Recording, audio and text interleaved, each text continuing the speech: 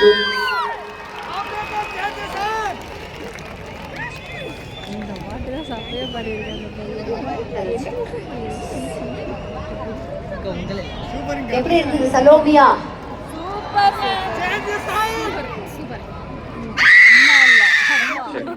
Enjoy பண்றீங்களா ஈரோடு?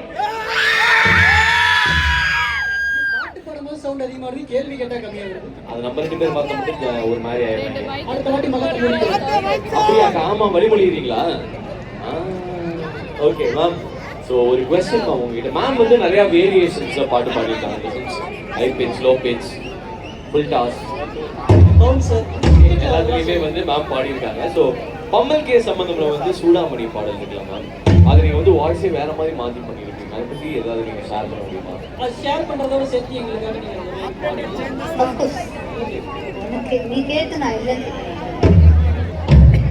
இல்லை, அது எல்லாத்துக்குமே என்னுடைய காட்ஃபாதர் தேவா சாருக்கு ஒரு பெரிய நன்றி.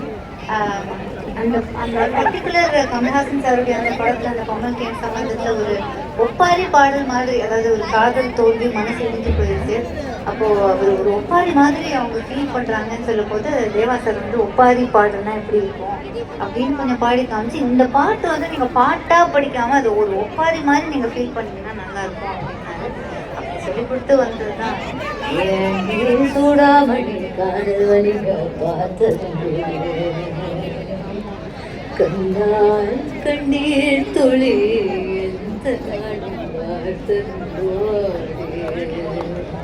ஒப்பாரி வைக்க வேணாம், ரொம்ப ஃபீல் பண்ணதான் அது. ஒப்பாரியே ரொம்ப அழகா இருக்கும்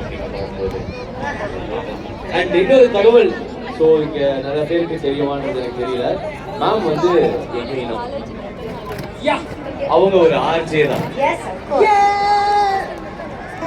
ரொம்ப கஷ்டம் நம்ம ஆர்ஜி, அவங்க கலட்டாவா இப்படி பண்றாங்க. ஆனா கண்டினியூஸா பேசணும்னா அந்த லாங்குவேஜோட ஸ்பான்டேனிட்டி இருக்கும், அதெல்லாம் இருந்து இவங்க 2 பேரும் இவ்வளவு ஜாலியா அசால்ட்டா பண்றாங்கன்னா இவங்களுக்கு ஒரு பெரிய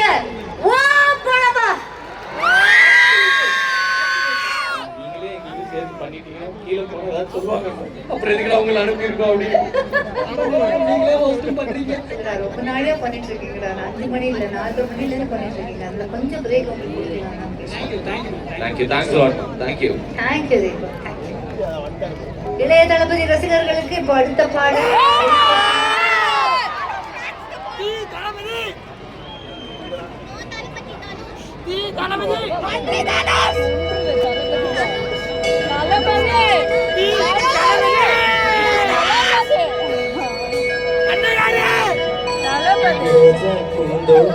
காதல் வாசம் காதல் வாசம்